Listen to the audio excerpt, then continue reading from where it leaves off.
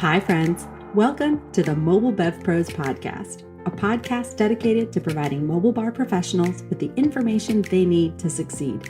I'm your host and fellow mobile bar owner, Sarah Murphy. Each episode, I'll be bringing you interviews, knowledge, anecdotes, or opinions with the goal of assisting you in building a profitable, sustainable, and scalable mobile bar business that will support the lifestyle you dream of. I'm excited for today's episode, so let's get started. All right. In today's show, I'm talking with Matt Maroon, the owner of Happy Camper Bar Car out in Ohio. Matt, welcome back. Thanks for having me. Good to see you again. Same. I was joking around with Matt the other day that these podcast recordings are actually a replacement for my otherwise lackluster social life these days in quarantine. And he felt similarly. So we always enjoy our chats together. This was just another good example or a good reason for us to get together. It's the next best thing to getting drinks at a bar somewhere or something. That's right. It's the new norm. Hopefully not. No, hopefully not. But so today we're going to talk about batching cocktails. And the reason that we've selected this topic is because Matt is one of the industry-leading experts on the subject. He has spoken on it before, the last time he was on the show. If you guys want to dig back through there are too many episodes in the archive, but his episode is one of them. And we specifically talked about kegging cocktails. And that is one of the most listened to episodes that we have. So we know that there are people out there who are struggling or even just interested in getting cocktails at quantity for events. Mm-hmm. But not everyone is well suited for the process of kegging cocktails. Sure. So today I thought we'd talk a little bit about batching in general, maybe give some suggestions on good ways to batch that aren't or don't require kegs. Yeah. And let's start off with why it's important for people in the mobile bar industry to know how to batch cocktails. Sure. Yeah. I think actually not even just the mobile bar industry, just the bar industry in general, it's picking up in a lot. And a lot of the reason, honestly, is that cocktails are just high labor. And you have a wedding, there's a ceremony with 200 people. The ceremony ends and they all kind of turn and shamble over to the bar instantly. And you have a 200-person line.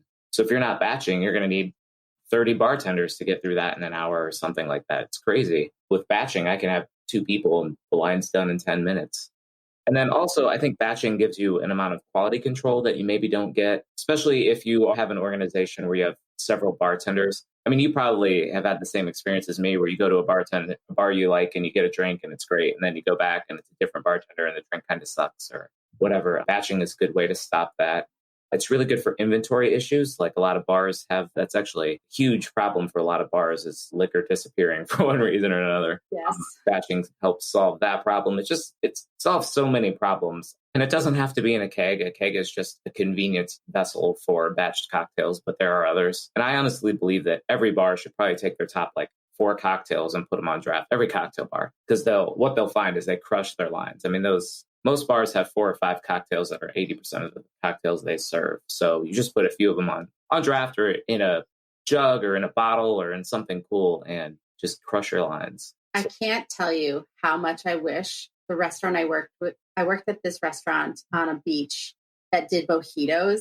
Uh-huh. How badly I wish that they had batched at that time. Yeah. It was literal sun, from the time I got on my shift to the time I left, I was muddling mint and lime with sugar, and my arm just felt like it was going to fall off. Well, it sounds like they're doing good mojitos at least. They were nice, fresh for mojitos. You, but yeah. They were really, really delicious. But that's good. I've had a keg mojito, and it's delicious too. Yeah, I think they're better, honestly. But mojitos are a little tough. You pretty much have to do those in a keg, like anything carbonated like that. But for non-carbonated cocktails, you can batch them in all sorts of ways. I'm a big fan of bottles. I'm lazy, so I put them in a keg and then bottle from a filler into a bottle. But you don't have to do that. You can do it in a big 5-gallon container. But the reason I like kegs so much is that you can get rid of oxygen, and oxygen's kind of your enemy. So if you're doing these things and you're bottling them without that, you either have to do something like buy a little liquid nitrogen or CO2, drop it in there, let it bubble out, and then cap it. Or just make sure to do it the morning of your event from all ingredients that are probably already cold, or to ice it down afterward or something. Because a bottled cocktail that hasn't had the oxygen purged won't last forever. When you say bottled cocktail, talk to me about what you mean. Do you mean like individual bottles? Yeah, you can go any way. You can do big bottles that you then pour out of into glasses, or you can do individual bottles. I have one right here. Oh, this is not a video podcast, but we've been using me holding it up. Doesn't do much. I kind of peeled the label off, but it's like a medicine vial from the vialstore.com, and they come in anywhere from 4 to 12 ounces or something, and they're cheap. So I make little labels that look like prescription labels for them and do some cocktails that way. That's fun too, because like cocktails once upon a time, alcohol in general was considered a medicine. Yeah, it still is, just for different diseases now. And I have like these, again, not a video, I realize. Maybe we'll post pictures later or something. But this is a 187 milliliter Flint champagne bottle. So it's like a tiny little champagne bottle that holds, I guess, a quarter of a normal wine bottle worth. And you can cap it with a beer capper.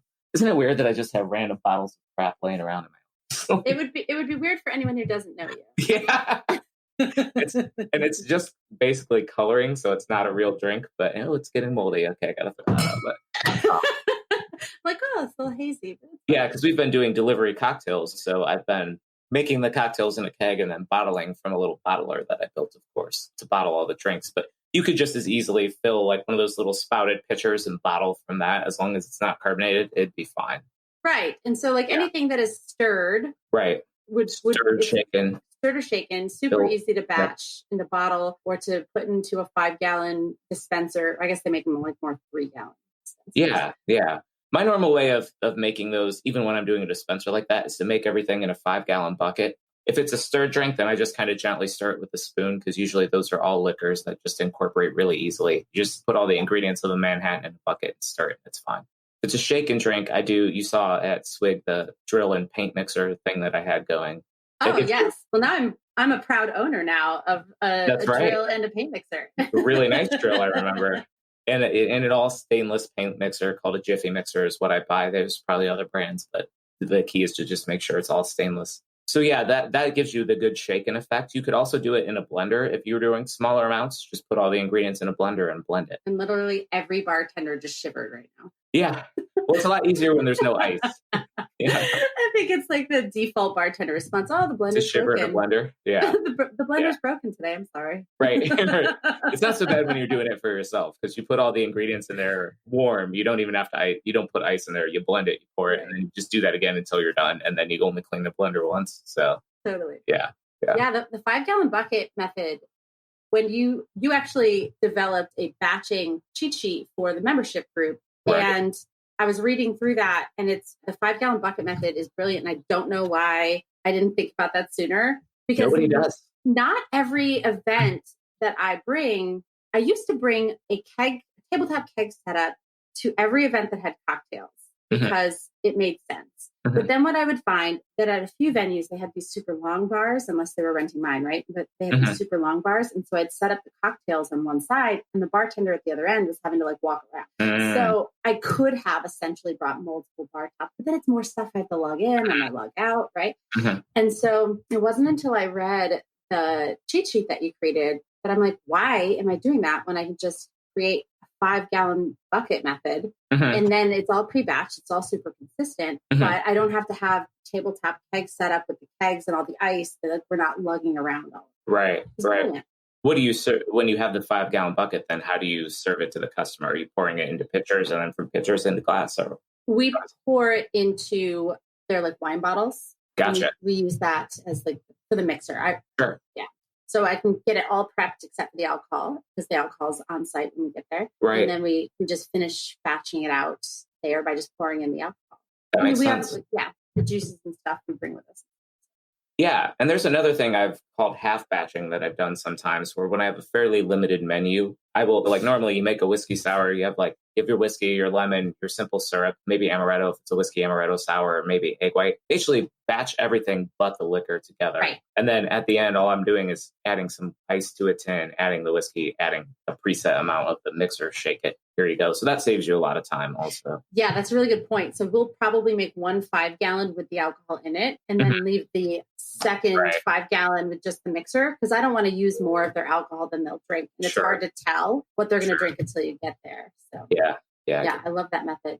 Yeah. While you were talking about the blender, it popped into my head, frozen drinks. Mm-hmm. Most people hate them. You have tackled this beast. Yeah, I love frozen drinks. I love it when people are like, oh, frozen drinks. And you're like, oh my God, that's my dream. What are you bitching about? They're so easy. Yeah. All I want in life is like a beach bar with 20 frozen drink machines, like the big ones that look like a front loading washer, and just serve to people who walk away and I never see them again. They just come get one awesome drink, walk away. I don't know why. That's my dream. I have a feeling that I'm going to be visiting you at your beach bar in not too long. But the one trick that you figured out that I think most people struggle with is the bricks. Yeah. Right. And so you have created a calculator online. We mentioned it last time and we mentioned it again today. It's cocktailcalc.com. That's right. A lot of C's. Yeah, a lot of C's, but it's easy. Cocktailcalc.com. It just got a facelift. So it's even more user friendly than it was before. It has a pro version, and that pro version will give you access to the bricks of any recipe. Yep. So bricks is basically percent sugar by weight. And the reason that's important is both sugar and alcohol depress the freezing temperature of your product. So a frozen drink looks to you like a solid, but it's actually not. It's kind of a mesh of solids and liquids. And you have to get that consistency right, because if there's too much liquid, it's too runny. If it's too much solid, it freezes into a block. And sugar and alcohol both do a whole lot of things for that. So what I did was I went around to every gas station I could find and bought every different brand of frozen beverage and let them thaw out and then put them in a refractometer to see what the sugar content was, because I'm a nerd. And then I also kind of just experimented with different ABVs. And I found that as long as you get the bricks right, you have a pretty wide range on the alcohol. You go anywhere from as low as 7 or 8% up to almost like 15, 20%, and it'll still be okay as long as you get the bricks right. You can kind of fudge it if it's boozy by making it less sugar, but the texture's still different. It's not bad. It's just a little, like, I guess, grainy, you would say. I don't know. It's strange. I thought I had seen the depth of your geekiness until you just told the story about going around to every gas station and buying their frozen drinks. Yeah, and then measuring them. You're onto something too, because when you measure them, they all came back the same of like, I think it was 11%. I wrote it down somewhere, but I think it was somewhere around 11% sugar by weight. They're actually, or maybe it's 12. There's slightly more sugar in them than in like a can of Coke, just slightly. So it actually turns out that if you take a can of Coke and freeze it, it will turn into a perfect slush. Which I think we've all accidentally done before. Yeah, that's true. Open the can first. Pour it in. Because when you're cleaning it out of your freezer after not opening it, it's that perfect slushy consistency. Yeah. This would have been great if it was intentional. It's not like you can just chip it out and be done with it. You actually have to slosh it around. Right. And so Dave Arnold in Liquid Intelligence, he had a really good method of pre-batching frozen drinks where he would put them in Ziploc bags. And you have to do usually at least 2 at a time, just because your blender can't really handle something as small as one drink. If you have a Vitamix anyway, you need to have some minimum amount of liquid. You put them in a Ziploc bag and let them freeze, and it will come to a kind of slushy consistency, but the texture isn't great. But then you throw it in a blender and blend it real fast, and it's perfect. So we've done really large street festivals where I froze 2-gallon buckets at a time of that stuff. And then I'll pop open the bucket. You have to make sure to have I guess when I do the freezer, I do smaller buckets, but you have to make sure to be able to fit the whole thing in the blender because it kind of separates as it freezes. Mm-hmm. But you could even do like the big freezer bags and freeze it that way. Drop it in the blender. Then you only have to blend it for just like a second and you have perfect consistency. So when you do street festivals, you opt for the blenders versus those kind of machines, margarita machines? I prefer the machines because then I can freeze 2-gallon buckets and just dump the whole 2-gallon bucket in there. Mm-hmm. But I just happened to be sponsored by Vitamix for a year. They're a local company, and I got a free Vitamix out of it. And I would do just about anything for a free Vitamix. Right. So they were awesome. What you're saying is that you could either invest a ton of money into one of those margarita machines or use a Vitamix. Yeah. But the nice thing about the machines is they churn it and hold it for you. So when we do the really, really, really high volume stuff, a lot of people just don't know how to do that with frozen cocktails. And I've never seen anyone else do this, but I'll take a chest freezer, put it on wheels, freeze dozens of 2-gallon buckets full of that stuff and just pop it in. And you have to have buckets do you own, Matt? Oh, Jesus. A lot of them, I don't know. I've done as many as 50 at a time. I know that. So we've done, 100 gallons of one particular flavor. You must have access to a large commercial freezer. Yeah, a walk-in freezer. Yeah. Nice. And that's at your commissary? It is, yeah. And that's the other problem is it turns out you need like 3 chest freezers to hold all that. So it's always a problem on site to get that many chest freezers. I can imagine if I was to pick up your phone right now and go to Facebook Marketplace, the things that would pop up would be Airstreams, chest freezers, buckets. Yeah. I own like 3 or 4 chest freezers of my own now, because anytime someone's like, hey, does anybody want this? I'm like, yes, I will take it. If it works, I'll take it. Even if it doesn't work, I'll take it, because it's still a big cooler. You can fix it.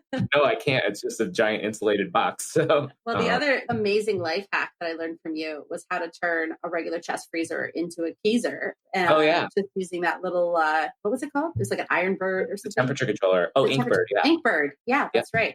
Which has been amazing. Yeah, that is great. That's another reason why you can never have too many chest freezers. Buy one $18 device and it's a refrigerator.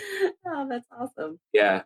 That was how I got into all this stuff, was a home brewer back in the day, and they use those kind of things. They used to cost a lot more, but yeah, now you can buy a cheap Chinese one for $18. Yeah. We've been talking, you and I, for many years about all the geeky fringe details about running a mobile bar successfully. And one of the best pieces of advice that you gave me at one point was just go search through the homebrewer forums. There's a wealth of information there. Yeah, you think I'm a nerd. Yeah, and there's a lot of conflicting information, I think, because everybody on forums has the ability to give their opinions, like in all things. So it's like any Facebook group, including our own, where people are going to give you what has worked for them, and it may not be the best. It was actually recently I got into a conversation with a group of mobile bars from the UK, which was really fascinating because they were having keg problems. And Matt, you're going to appreciate this because you're a geek like this, but they were having keg problems and it was foaming. It was Peroni specifically. Their Peroni was foaming. And everyone was telling them, lower your PSI and like do all of this stuff. And so I kind of came in from the opposite US perspective, where it's like, you need to make sure you have the short lines or your pressure's correct and it's going to be super cold. And the people in the UK were like, you're an idiot. They're like, you don't need your kegs to be super cold. They're like, room temperature is fine. And I was like, what?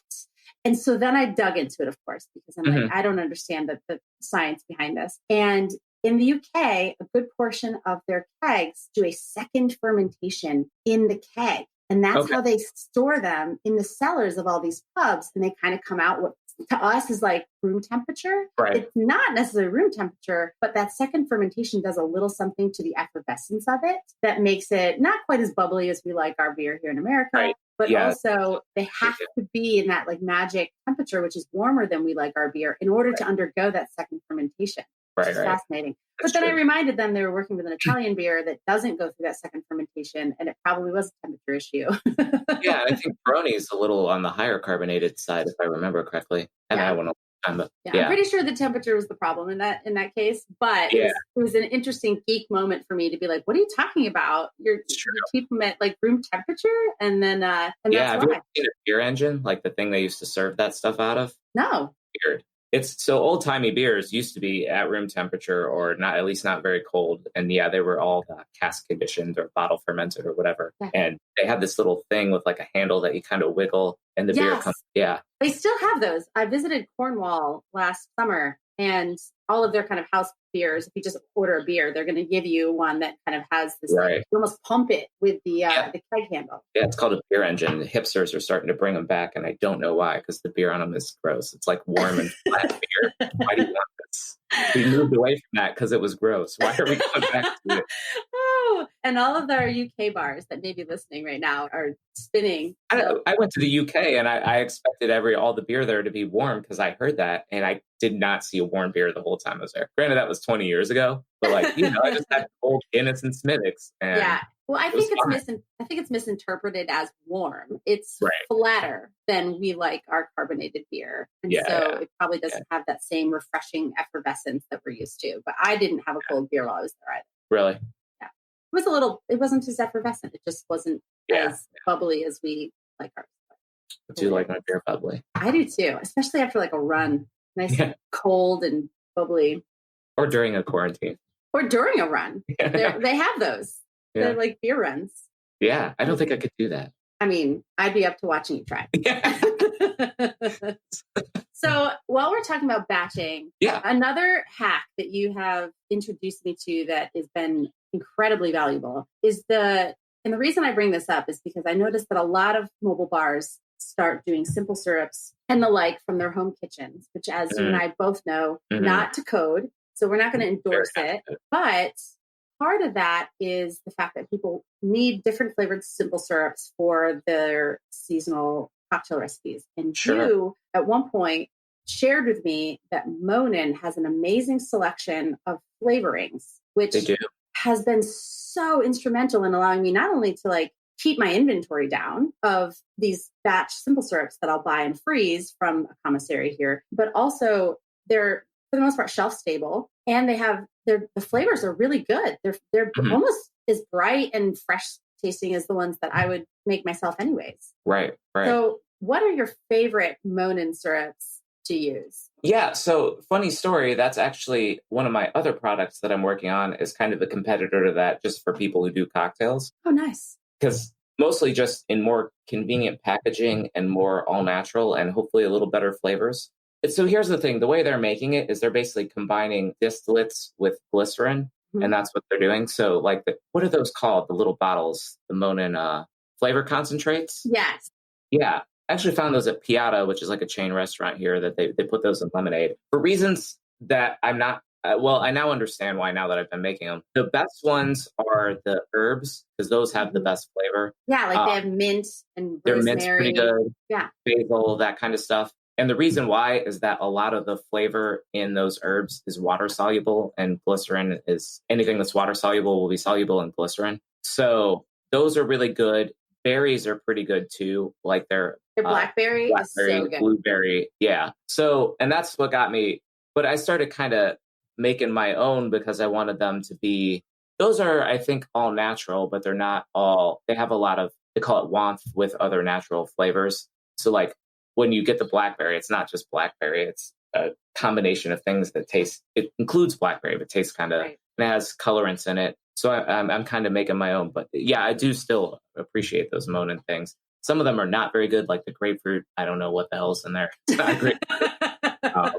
But some of them are really good. Yeah. Yeah. So I bring them up mainly because I don't often come across products that I feel are little life hacks for mobile bars. Yeah. And I really felt like Monin enabled me to keep my inventory down, keep the quality of my cocktails high, do volume, which if anybody who knows, if you get a 300-person wedding and they're going to do blackberry mojitos, for example, you better have a lot of blackberry simple syrup or whatever on hand, right? Especially with mint. People like to make mint simple syrup and then you heat the mint. And once you heat the mint, you actually degrade the mint.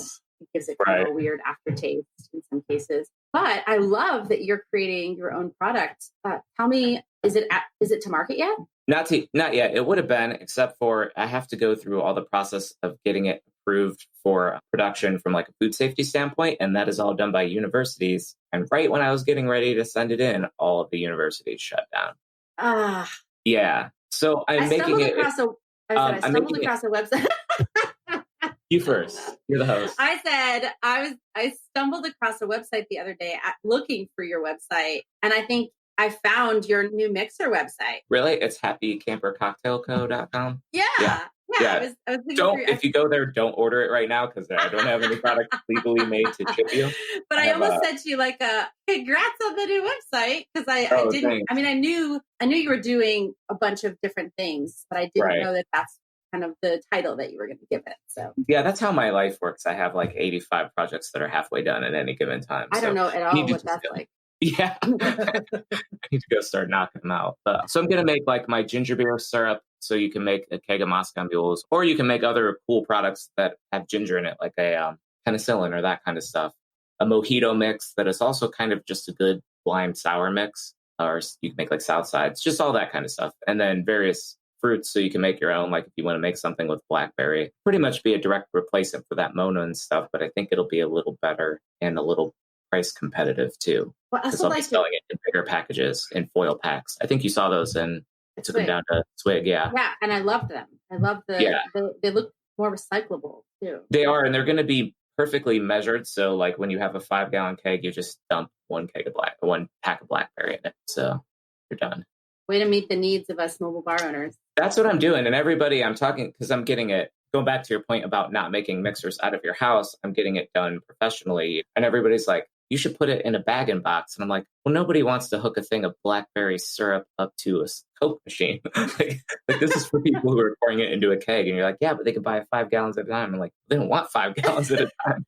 They want 500 milliliters at a time. Nobody understands what I'm doing. And I'm like, well, there's a small group of people who are really going to get it. Like anybody who's batching cocktails is going to understand it. And everyone else, what the hell is this? That's right. Why does he have But it's a real pain point for us because not all of us want to go out and subscribe to a commissary and then actually go to the commissary every week to make all of our simple syrups. And not everybody lives in a city like my own where I can just call up our local kind of bar prep company and be like, hey, can I get 10 gallons of simple syrup unflavored so that I can flavor it based on what I need? So, which is pretty awesome. Yeah. There's also, on the topic of products that you like or would like to use, probably, Torani has a line that's called Pure Made that is like all natural syrups, just sugary syrups. They're great. They have a blood orange syrup that I love. Those are not, I don't think they're clarified, so you couldn't use them in any carbonated cocktails, but they're great for like shaken cocktails and stuff. And that was Torani. I use their blood orange syrup. Yeah, Torani, which is a competitor of Monin. Yeah, I think I've heard of them. I don't really like Monin or Torani's regular lines just because I don't use artificial flavors or preservatives, and they have a lot of that. But they both kind of now are getting more into the all-natural stuff and those sugary syrups are pretty much just fruit and sugar, so they hold up really well. Yeah, they're simple and good. I know that Monin has an organics line, which is nice. They're all coming out with that now. Yeah. And now that I'm kind of getting into the production side of the industry, I understand why everything is the way it is and why it's more expensive, and it's really interesting. But yeah. It's been quite a process for you. You've always been such a purist, which is one of my favorite things about you. To see you kind of go through this process of production, which is what makes it the way it is now, is that there has to be some compromise. Right. And the compromise is usually, it just costs more, honestly. But I'm trying to put out the products that I myself have been making for me for 5 years, because I know if I like it and my customers like it, then other mobile bar owners and regular bar owners who are batching cocktails will like it, and their customers will like it too. So I have the benefit of these have been served to 100,000 people or something, so it's nice to know, going in that a lot of people have had this and tried it. It's been good. That's awesome. When is your next scheduled event? August. Everything is cleared all the way through August. What about yourself? Yeah. So my next one isn't till September, actually. Yeah. It's like the first week in September, but then it's like everything's happening September, October, November, and December. Yeah. If events are viable, this fall is going to be very busy for all of us, I think. And next year is going to be insane from all the reschedules. Yeah. And part of me thinks whether the fall is viable or not, events are going to happen just because people are done being good.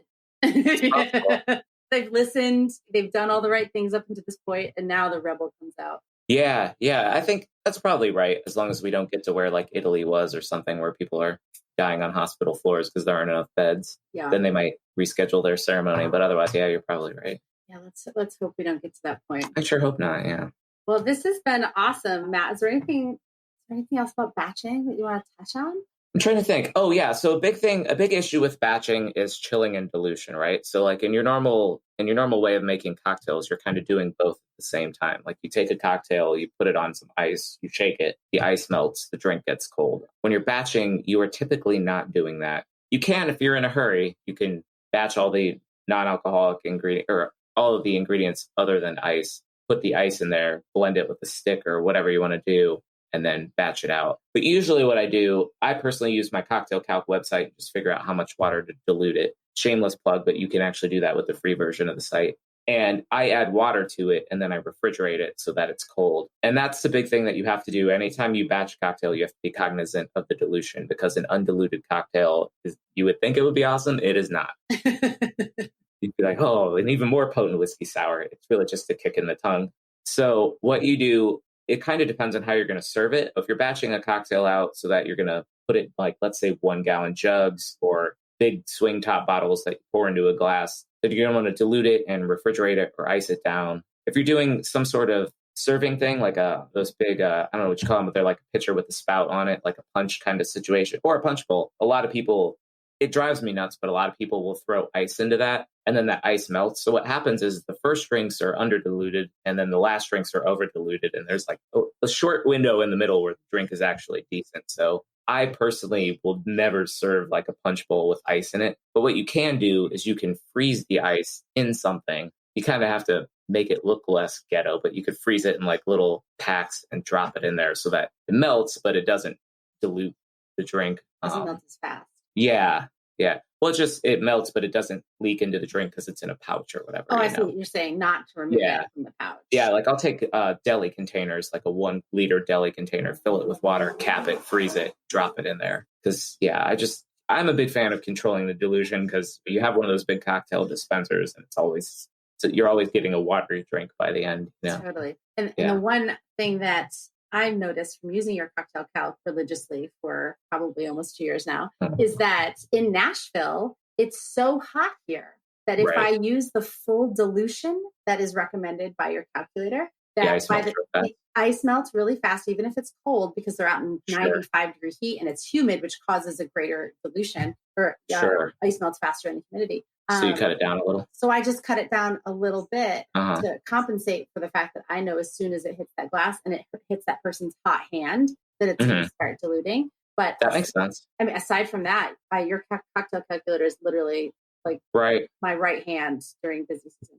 Yeah, that totally makes sense. Because when you think about classic cocktail recipes, they're not typically meant to be outdoors 95 degrees on ice. Right. So the calculator was created specifically for those classic cocktails, not necessarily it's meant to emulate what would happen if you shook the cocktail, right? Like it actually uses a formula that Dave Arnold came up with throughout many trials and fitting a curve in Excel or something. So. Have you ever met him? Yeah. He's a trip. I would pay money.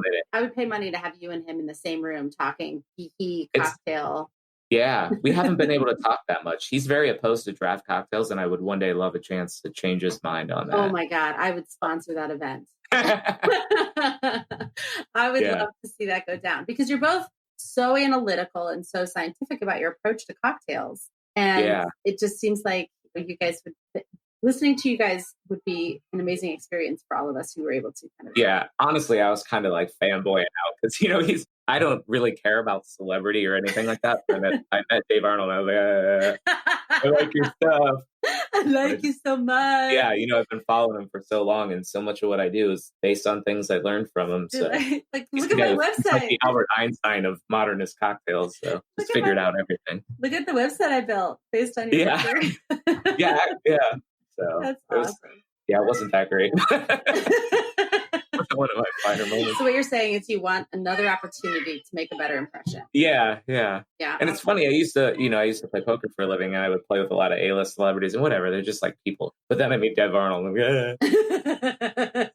That's kind of funny. That's amazing. I love it. Yeah, but he's a super nice guy, or at least he's very tolerant. So let's put it that way. Yeah. Well, let me say, if he was to put out another book about batching cocktails, which I don't think that's something that he's like overly keen to do. I don't think he likes it. Yeah. No, I don't think he is. But the reality is, like, I've read some great punch books written by amazing cocktail enthusiasts as well.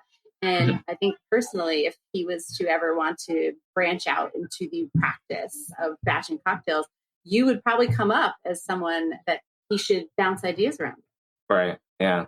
I know he specifically doesn't like kegged carbonated cocktails because he feels like they are undercarbonated. And I understand why, but I disagree. Interesting. Yeah.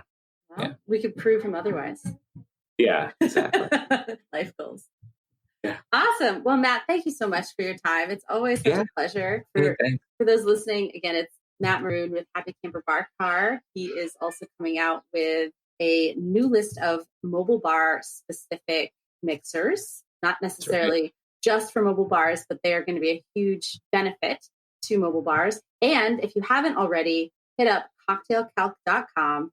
It's a fantastic website, literally saves me hours of work and recalibration every summer. And that's it for today.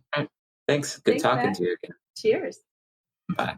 And that wraps up today's episode. I hope it was valuable. I would love to hear from you what you thought. You can drop me a line at hello@mobilebevpros.com or find me on Instagram at mobilebevpros. If you're looking for more valuable mobile bar related content, we have a website full of it. You can find us at www.mobilebevpros.com. And I'd love to see you in our Facebook community, also by the name of, you guessed it, Mobile Bev Pros. Thank you for joining me today. And until next time, cheers.